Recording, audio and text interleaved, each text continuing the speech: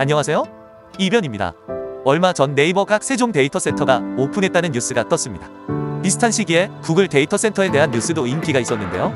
바로 구글 데이터센터는 전력 수요에 따라 반응하는 수요 유연성을 갖췄다는 내용이었습니다. 한번 살펴보겠습니다. 미국 전력 시장을 알아보면서 한 가지 유의해서 살펴본 것이 있습니다.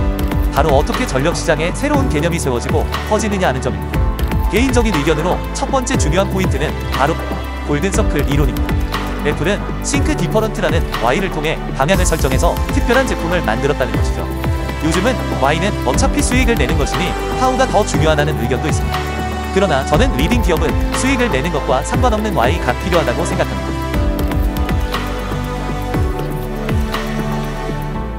제 생각에 이것은 미국이 기업의 방향에 대한 담론을 주도하는 중요한 방식입니다. 가장 좋은 예가 지금 다루고자 하는 기후변화에 대한 대응입니다. 구글은 1998년 설립 당시부터 지속가능성과 환경정책을 핵심 가치로 두었습니다. 그리고 그것이 수익과 상관이 없는 시절에도 그것을 추구했습니다. 2007년도에는 애매하긴 하지만 구글이 간접적으로 배출하는 탄소에 대한 상쇄를 통해 탄소 중립성을 달성했다고 발표합니다. 그리고 2007년도에 탄소 중립을 달성하기 위한 전략으로 아래 세 가지를 제시합니다.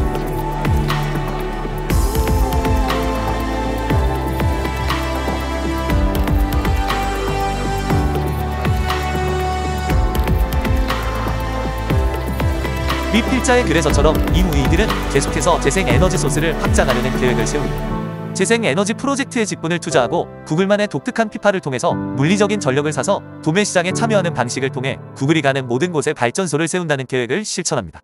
여기에 더해 2017년에는 기념비적인 사건이 있는데요. 바로 이 표처럼 에너지 소비량만큼 재생에너지 전력을 구매한 것입니다. 그리고 이들의 다음 목표는 2030년까지 모든 시간에 구글 데이터센터에서 무탄소 에너지를 사용하는 것입니다. 그리고 이들이 진심을 다하는 사이 분산 전원이 발달하면서 소비자 측의 새로운 시장이 발달하는 것을 경험합니다. 이것은 구글의 미션인 To Organize the World's Information and Make it Universally Accessible and Useful과 딱 맞아떨어지게 됩니다.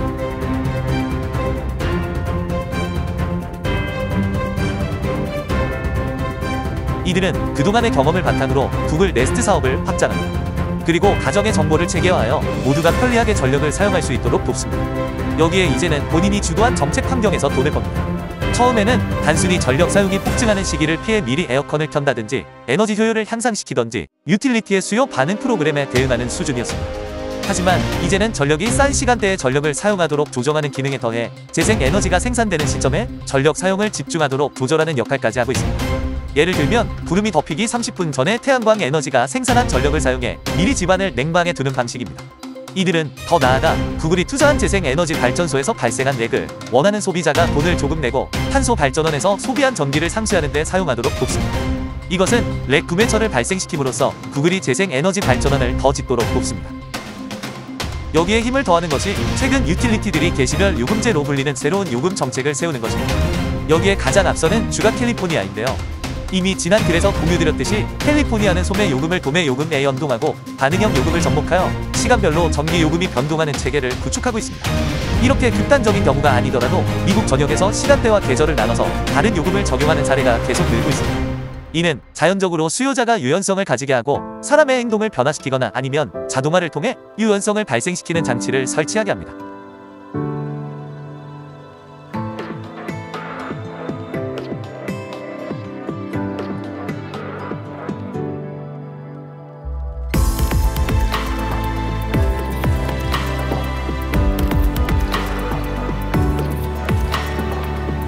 이제 데이터센터에 대해서 다룰 차례입니다. 데이터센터의 경우도 위 내용과 크게 다르지 않습니다. 다만 에너지 효율의 경우 데이터센터는 PUE라는 개념을 사용합니다. 이것은 컴퓨터 데이터센터에서 사용하는 에너지의 비율을 컴퓨팅 장비가 총 사용하는 에너지로 나눈 값인데요. 에너지를 온전히 컴퓨터가 사용하느냐 쿨링이나 배전을 위해 더 소비하느냐의 차이를 나타내며 1에 가까울수록 효율이 높습니다. 이 부분은 네이버 데이터센터에서도 자랑하는 부분으로 1.2 내외라고 합니다. 구글은 위표에 이미 나와 있는데 2020년 1.1입니다. 그런데 문제는 수요 반응과 재생에너지 소비입니다. 이미 언급한 구글 네스트 기술은 이미 구글 데이터센터에 적용되어 있습니다. 아래 그림처럼 구글 데이터센터는 태양광과 풍력 발전이 가장 많이 일어나는 시점에 전력을 사용하도록 설계되어 있습니다. 구글이 이 기능을 극대화하기 위해 재생에너지가 풍부한 곳으로 업무를 이관하는 작업까지 하고 있습니다. 여기에 더해서 배전 유틸리티 사업자의 요청에 의해 수요를 줄여야 하는 시점을 데이터로 전송하면 구글은 그대로 시스템에 반영하여 전력 사용 용량을 조절하게 되어 있습니다. 이는 아래 GIF 이미지에 잘 나타나 있습니다. 전력 생산에 사용된 발전원까지 생각하는 스코프2 에미션을 생각하면 데이터 센터는 구글 탄소 발자국의 24%를 차지합니다. 때문에 구글의 이런 차원이 다른 전략은 이제 데이터 센터를 계속 세워야 하는 네이버가 한국에서 주도해야 할 전력 정책과 전략이 되어야 합니다.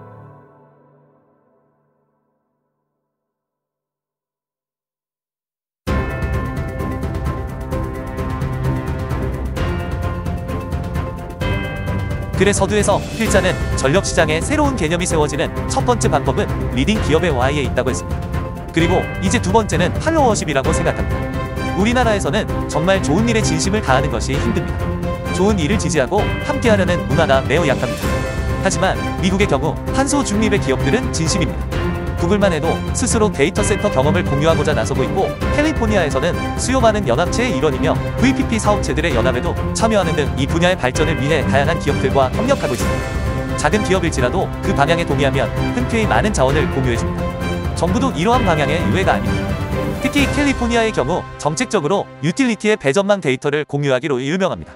소비자 측 서비스를 증진하기 위해 안보상의 중요한 이유를 제외하고 2010년부터 소비자의 전력 사용 관련 데이터들은 공개되었고 그동안 에너지 효율, 수요 반응, 수요 측 서비스 개발 등에 광범위하게 사용되었고 특히 캘리포니아의 다양한 연구기관들이 사용해왔습니다. 정책기관의 유연성이 필요합니다.